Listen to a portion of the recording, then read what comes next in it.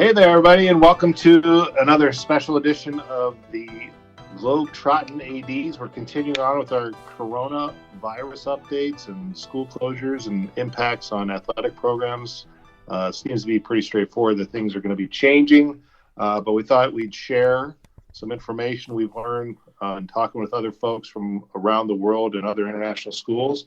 Last time we got together, we talked about some schools from the Middle East. Thanks, Scott Hibbard in Dubai, and we also talked with Sharon in Hong Kong.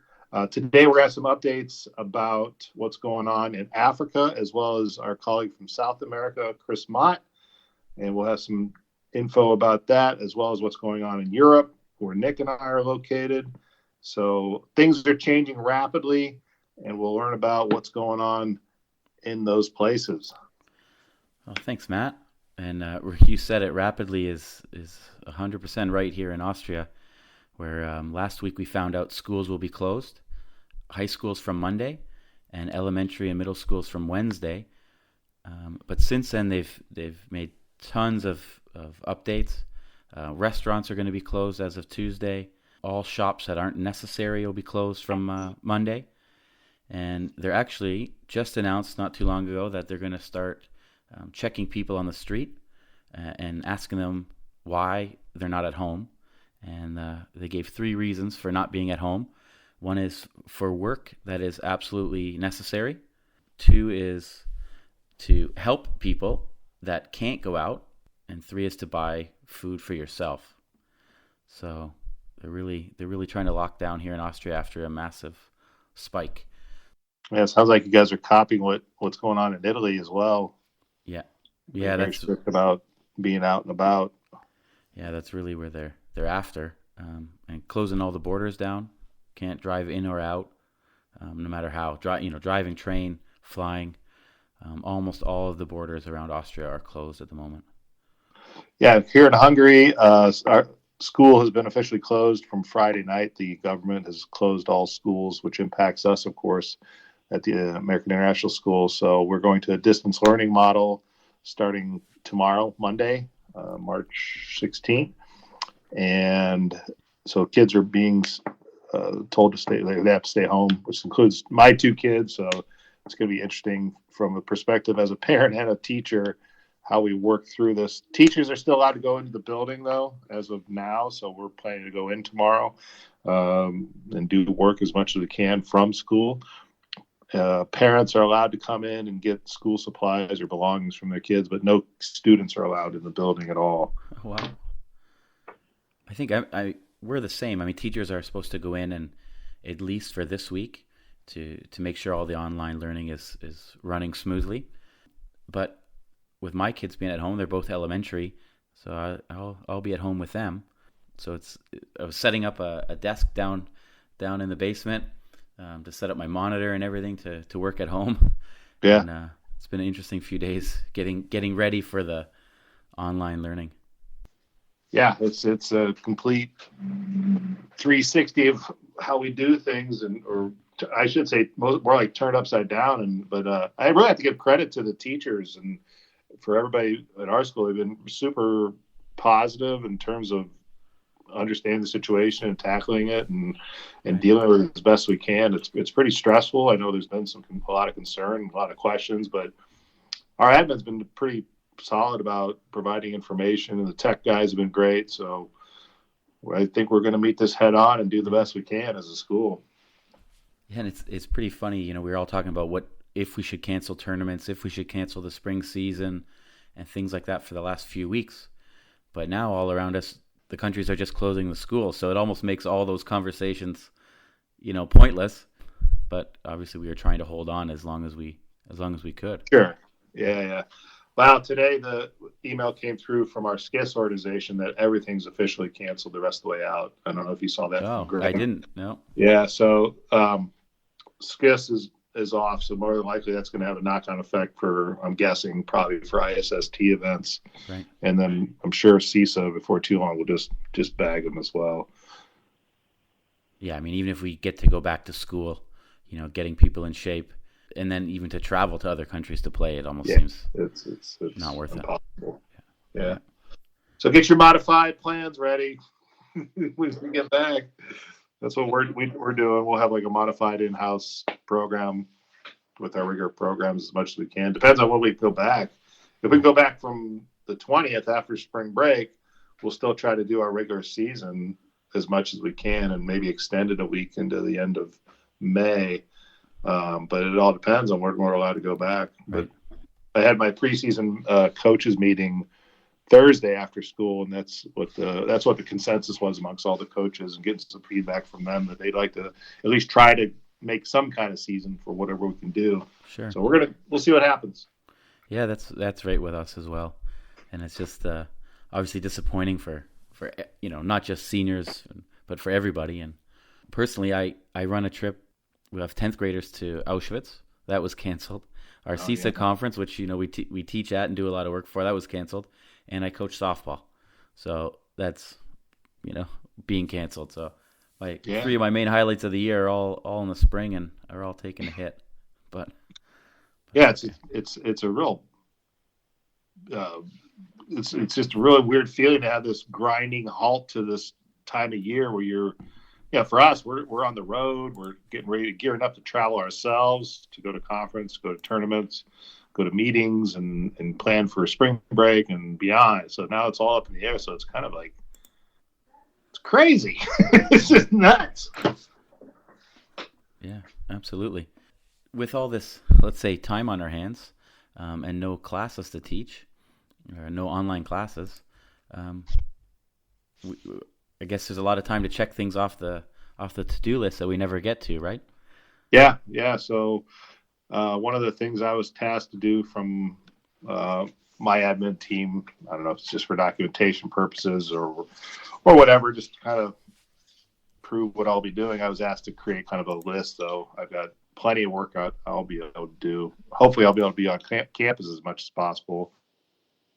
But things like working on inventory, of course, and uniforms and equipment and checking through things. We'll have that time now to do a lot of those things we haven't done in the past. One of the things I'm hoping to do is investigate NFHS Learn a little more and see if there's courses I could offer for kids, or at least put them in contact with if they have time, they want to learn more about their sport, or leadership courses. Trying to organize the calendar for next year, right, as much as we can, because we know some of the events we're due to host, and we know our school schedule, of course, for next year. Maybe start filling in some dates, at least in a draft form, would be good. Mm-hmm. Interesting time. Obviously, there's not much things that need to be done right now, and it was great actually to read on Twitter yesterday, Ryan McFarland, who's the AD in Chennai, to ask this question: what are we going to be up to? So yeah, one of the main things for me that's, I guess, not the normal is signage. So I design a lot of the signs around school, and there's been some projects in my mind for quite a while that I just haven't got to. So now I'll have some time to plan those out and maybe dress the school up so when we come back from this, or from summer break anyway, it makes a big impact. And, Ryan's question got a few other answers from Doug Kilgore of NIAAA veteran. Said there's lots of webinars and online classes available on the NIAAA site to help any ADs work on their certification. It's always now's the time. Yeah, always a good thing to do. And Matt McInnes was talking about his athletic handbook and websites. Yeah, that's one of the things on my list as well. I think what I'll do is actually I have this Google Doc. I'll put it on Twitter, and if anybody's out there wants to take a look at my list, and if you need an idea or two, you can take a look at it. Right. It's got all the points on there. Yeah, and I guess we'll have some time to do some extra episodes, right, Matt? Yeah, I'm sure we'll be able to figure something out. Well, we definitely want to recap, not today, but on our next episode, recap the International Women's Day question that you asked. So we got some great answers to that. We have a great discussion with Kirby Boychuk already to be put out. So we'll have some new content to get us through the downtime.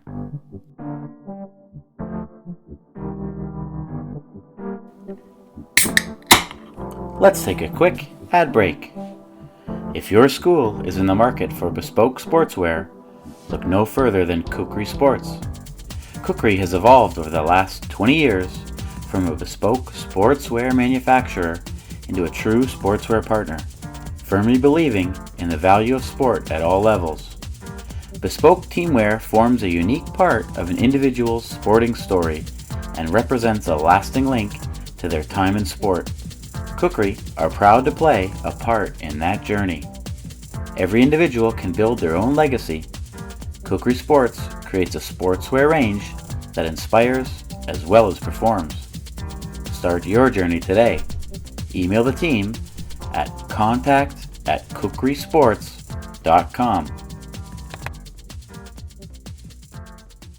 So our next guest is Lee Klagnes. Lee is originally from Wisconsin. He's currently the athletics and activities coordinator at the American International School of Mozambique. He's been there for about 12 years, and he'll give us an update about what's happening down in Africa. So welcome to Lee. Welcome. Thanks very much. Hi, Matt. Hi, Nick. Nice to talk to you. Yeah, you too. Thanks for joining us again. Do you want to just let everyone know what's happening in your neck of the woods right now? Well, I'm down here in Mozambique, and at the moment, there are no confirmed cases of coronavirus in Mozambique. So we are, unfortunately, our neighboring country, South Africa, does have confirmed coronavirus cases. And of course, as a part of an international school population, our families are traveling in and out a lot. And so our school has a 4-level matrix of preparedness for these situations. And we're at level 1 because it's an adjacent neighboring country that has coronavirus, which means that we, unfortunately, are not doing any international travel, either in or out. So we've had our programs impacted, obviously in a similar way that a lot of other leagues have. But because we are already in season 3, which is our final season of the year, and basically all of our major international tournaments happen by mid-April, before the diploma program exams happen, we are already done for the year. So even, we still are carrying on with local competitions and after-school activities as regular. But as soon as we would have a confirmed case in the city of Maputo, which is our capital and where our school is located, then we would be forced to shut down our after-school activities and sports programs as well. So from our international perspective, AISM is part of the ICEA League, which is the International Schools of Southern and Eastern Africa. So season 3 sports are wiped out. Next weekend was supposed to be our own international tennis and soccer invitational. And we had, an ICEA school from Johannesburg coming, but we had other schools from Congo, Madagascar, and Eswatini that were going to visit. And all of that had to be canceled. And we've turned that into a local tournament, which we hope by this next weekend we'll still be able to participate in that tournament. But again, if we had a confirmed case in Maputo, then we would move up to our level 3 scenario, which is no more ASAs or sports for the school. Yeah, it sounds like you guys are I can also... No, go ahead, sorry. I was going to say, it sounds like you guys are where we were about a week or 2 ago with going forward with our end of winter season plans, kind of everything up in the air. It went from international, those got wiped out. Then we went to local, still trying to salvage the season, local tournaments just with our schools in Budapest. And eventually those got canceled as well. So it sounds like the same kind of script in a way, what you guys are in now. Right, for certain. Right, and I can just say some of the ICEA League schools, one has already closed. The International Community School of Addis Ababa in Ethiopia, they closed on Friday for a 5-week. They've decided to do a 5-week closure, and that they had made that decision actually before there was a confirmed case in Ethiopia, although there are now confirmed cases there. So they've closed. So they're definitely looking at distance learning immediately. And then our admin teams right now, we've been in retreat the last couple of days, getting all of our distance learning platform up and running. And so that's an interesting task that I'm doing right now, developing how are we going to still run after school activities and sports in a distance learning environment. So that's a really interesting piece of work that I'm doing right now in collaboration with the rest of the administration here. Well, it's good that you're thinking ahead, even though you're not closed. Obviously, it could be coming, as it is to many places around you. So that's good that you're preparing. Are there any other schools closing in your conference or close to it? So as far as I know, nobody else is ready to close at the moment. But to be honest, I think my feeling is that a lot of us are going to choose to close voluntarily ahead of time, right, before the coronavirus hits our communities. Partly it's because we are probably in our cities some of the most active travelers because of our populations, and it's hard for everybody to be accounted for. It's also we can see where highly developed countries are struggling with their medical infrastructure, and we can only imagine what the consequences might be of a widespread outbreak in our own countries here, where our medical infrastructure is probably not, it certainly is not the same as the United States or Italy or China. So it would be in some cases kind of irresponsible to stay open until we have an outbreak, because once that hits, it will be hard for our populations to be given proper care. Right. Considering just, for example, there's so much malaria. If everybody is overwhelmed with coronavirus, how will people get regular care? So that will be a big challenge for us. Right. That's great social consciousness, is thinking ahead and not just waiting till the last minute. Yeah. And your conference, you mentioned Ethiopia and Congo and all the way down to South Africa. That's a pretty widespread conference. Was it easy to make the decision to cancel all the spring seasons because of that? I don't think that it was. Of course, it's not an easy decision, but we seem to be the continent that has the fewest confirmed cases at the moment. Right. And that may be because we don't have the capabilities to report and to test and report.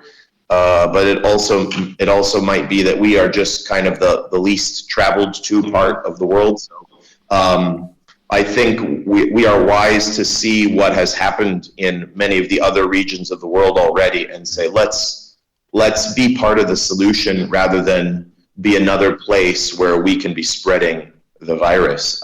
I personally, I'm not a doctor or medical professional, obviously, but I just think that it's probably wise for people to be, limiting their travel and quarantining themselves and keeping social distance as much as possible. Right.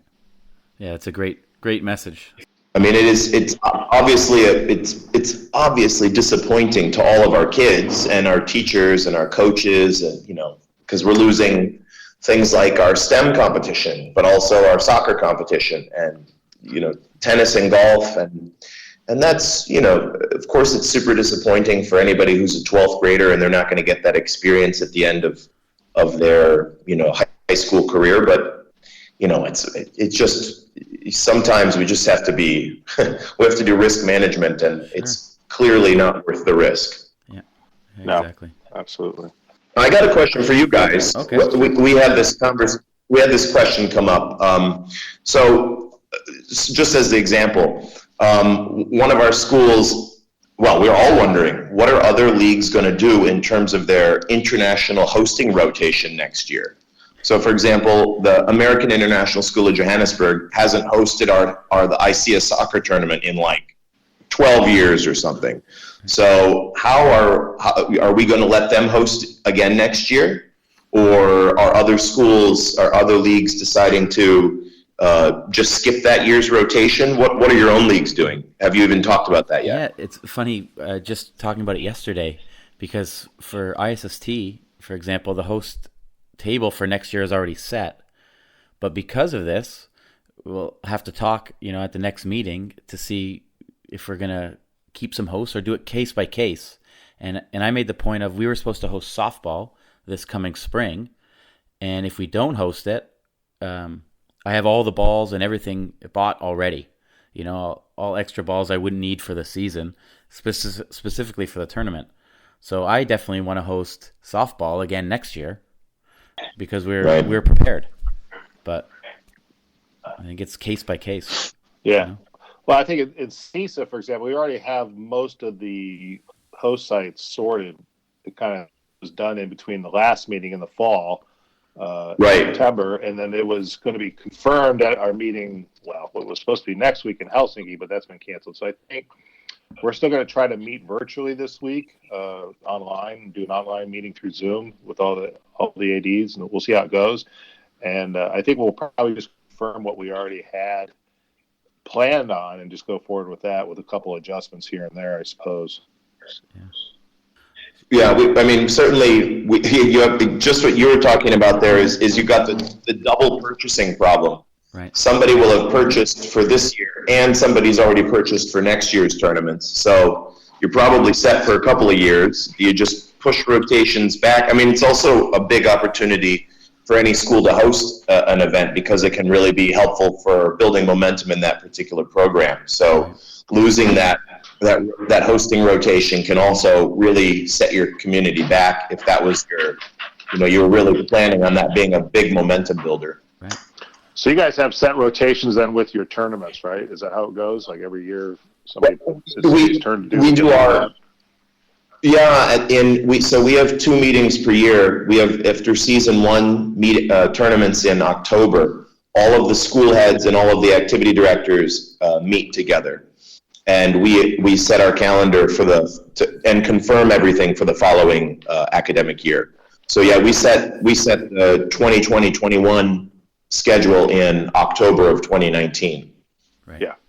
And I think that's pretty common practice. So sure. It's just I guess it'll be case by case, but I was just curious if any leagues had already said, no, this is our policy. If you had force majeure and you were forced to skip a tournament, you just skip it, or whether you go back to last year's host so they get a chance. Yeah. But then that school, if they go back and host something, they may end up hosting 2 major events that year, and it wouldn't be budgetarily possible, or hosting wise, it's not possible. So a lot of challenges with that one as well going forward.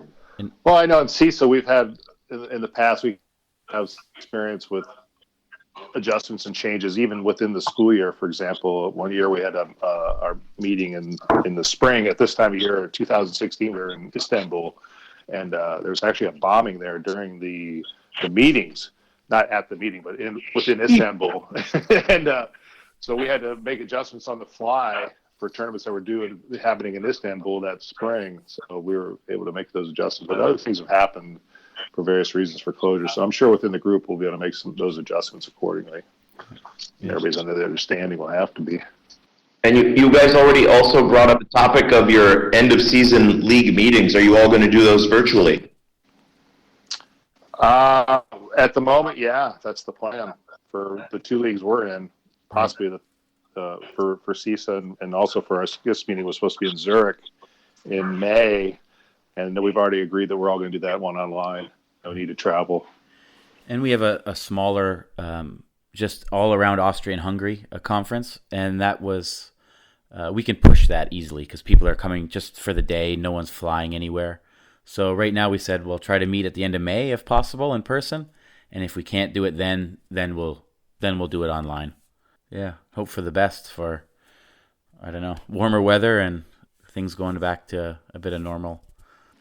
Yeah, well, that's an interesting comment there about the warmer weather. I don't know whether that will help to stop the spread in the northern hemisphere. Well, but that might be an explanation for why the southern hemisphere doesn't have as bad an outbreak, because we're still in our hot months. Right. So that would be very concerning news if the temperature actually makes a difference, because it will start to get cooler here.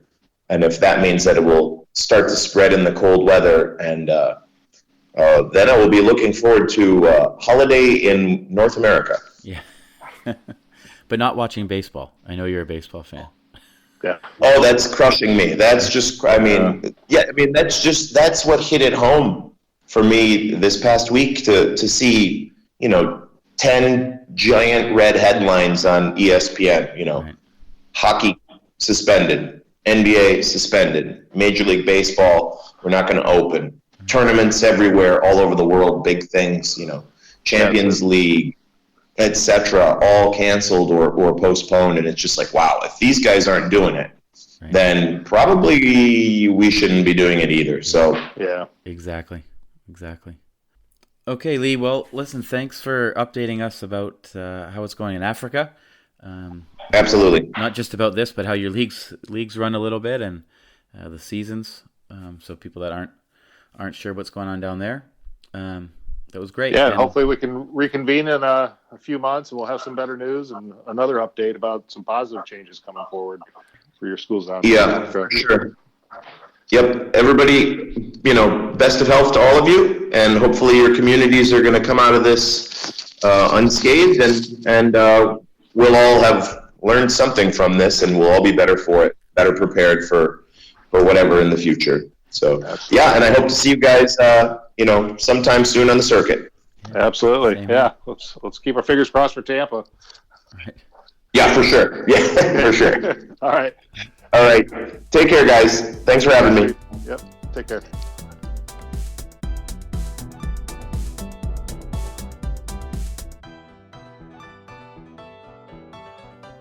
Coach Evaluator is the premier coach evaluation software for schools and athletic organizations, and preferred coach evaluation solution of the NIAAA and the Positive Coaching Alliance.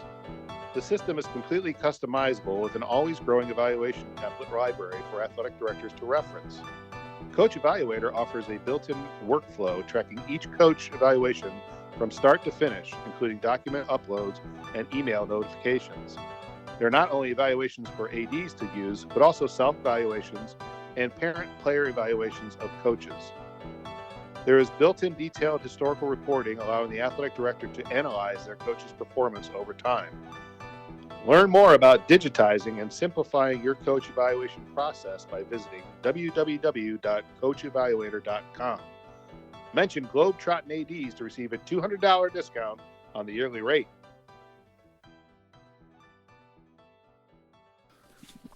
Okay, everybody, welcome back. And we have a special guest with us. We're, again, bringing you our global updates for international school athletic directors from everywhere.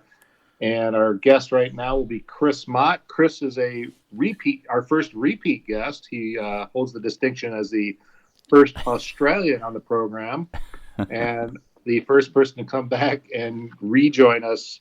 And we want to get an update from Chris about how the coronavirus crisis is impacting schools in South America. So welcome back, Chris. Hey, morning, Matt, and morning, Nick. Morning.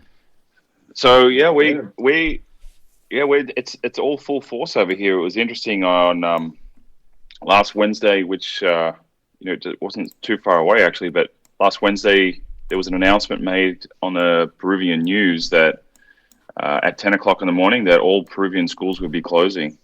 And by 12:30, all the kids were out of the school and sent home with parents. Wow! And then the same day. The same day. We have an early release day on the Wednesday. It's at 12:30, okay. but we also canceled all activities. We normally run programs until about 6 o'clock. Okay. And they were all canceled, and then all kids were ushered out. Parents picked them up. It's actually pretty smooth. It was great. And then we've been told that we're out of school until March 30. So that's all we know at the moment. And I could be incorrect, but I'm pretty confident that Peru was the first school within South America, or the first country within South America to close schools. And you guys have a distance learning model ready to go for academics?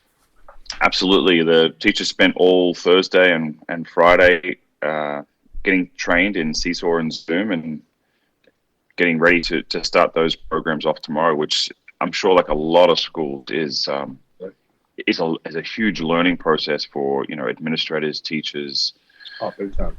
Everybody that's involved. Right. What about your conference? So Peru's and the schools are closed in Peru, of course, but what about the rest of your conference? Are they going to continue as normal? Or? Well, just yesterday I was talking to everybody just to try and understand where they were all at. So I'm just gonna. I got the schools here, so I'm just gonna read through it here. Yeah. But the Lincoln School in Argentina, they currently they don't have school on Monday and Tuesday, and then after that they'll work out where they're going to from there. Argentina, I think, was also the first country to, if you're coming in and out of the United States, it's a 14-day quarantine out of Argentina. Uruguay American School, they still didn't have any cases. I think Friday was the first time that Uruguay had a case, which was interesting. But they're now moving to distance learning until April the 3rd. The American School of Quito are moving to distance learning. And I believe that their borders were closed, or flights were closed on Friday as well.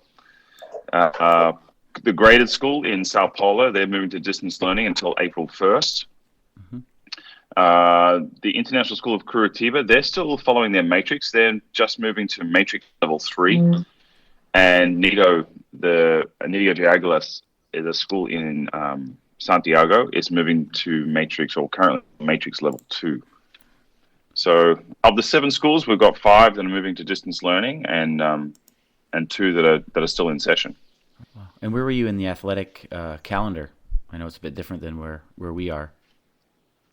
We've cancelled everything. So everything within the South American Activities Conference has been cancelled for the remainder of the year. So that's very unfortunate. So we're moving through that process, I'm sure, like many, of how to work out flights and etc. And Matt and I talked earlier about what we're going to be up to now that we're at home and don't have classes to teach.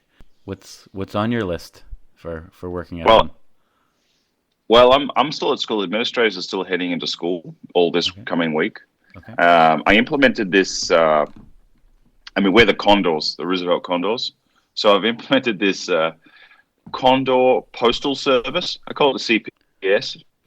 So I've sent out a Google form to the community, and parents can fill it out, and then they can tell me what they need from either their locker or their classrooms to ensure that their distance learning is continued. So they fill it out and they tell me, I need my instrument for music room, and then I need you to get my math book out of my locker, and then I go and collect it.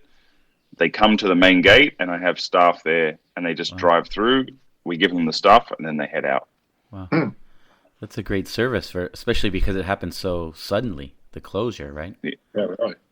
Right. So there's, all the kids. High school kids are pretty good. They grab their stuff and go. Middle school kids, sometimes maybe didn't realize what was going on. Right. You're going to find some treasures. Yeah. Or some things you don't want to see. Well, it's been an interesting process. I just sent it out, and on Monday we start that same thing for the elementary and the early childhood. So I'm sure I'm gonna get a lot of requests for water bottles and different things from them. And any end date? Or is this closure for the Peruvian schools? Have they said until when you're closed? Well, at the moment it's March 30. Okay. So I don't know. If you follow the Asian or the European model, it's been like 6 to 8 weeks, right? Right. It's just getting started. Yeah. Yeah, just getting started here. We're out till April 20th at least out of school. So I assume March 28 or 29 there'll be some form of an update from the Peruvian government. Yeah.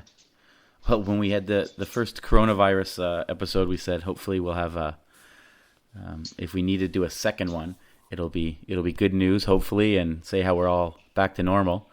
But now, as we're done this second update, and it's even worse than before, I just assume we'll be back with coronavirus 3 in a few months to update us all again, if we're back in school or not.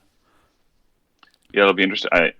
It's fascinating to see what's happening around the world and how people are, adapting and changing. And I assume and I hope that, online learning or distance learning will become an integral part of what people do in their regular school weeks, even when we're back in session. Right. How's even for you, Matt and Chris, of course, but what's the information flow like in your countries? Do you get from the government clear, concise information? Is it sporadic? How's it work for all the foreigners? How are they getting the info? We're private. I'm, pretty much through our channels through the school director. He's been really good about giving us updates via email for all the staff. So we're just kind of going by what he's reporting. There's English language websites for news in Hungary you can go to as well, but I'm trying to stay away from those kind of things, to be honest with you, because it's so much inundation of information and news right now. It's all about how the crisis is just growing, so it's kind of crazy. Need a little break from it. We have a crisis management team, which I'm a part of, and we meet once a day and just try to understand the information that's flowing through the community. And like Matt's saying, there's so much information out there; it's hard to understand what's what. But we're communicating with the community as much as we possibly can and trying to understand what's going on. And a little bit of it is you can't manage it, right? You just have to go with it and just see what happens. Right.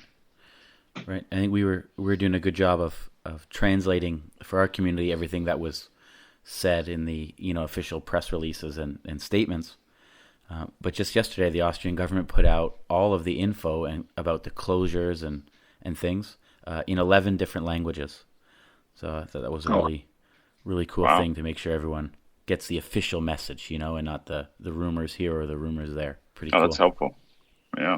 All right. Well, Chris, thanks for the South American update. And no problem. Maybe you'll be the first one to come back for a third time and update us again. Yeah. Go forward from all this, afterwards. Well, that'll be something we'll have to definitely come back to.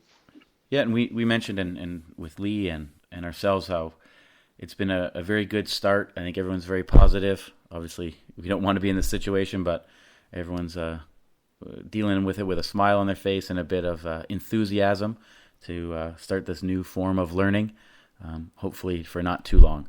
So I think that's a good message maybe to end the episode with. Yep. Yeah. We'll be back next week with more of a standard episode, as we mentioned, to recap the International Women's Day episode and to have Kirby Boychuk on. We look forward to having you back. Thanks, Chris. No worries. Thanks, guys. Have a good day. Okay, ciao. All right, so thanks again to Chris and Lee for those updates, and we'll see you soon back on our podcast. Until then, stay safe, stay well, and stay calm. Yeah. Wash your hands. Wash those hands.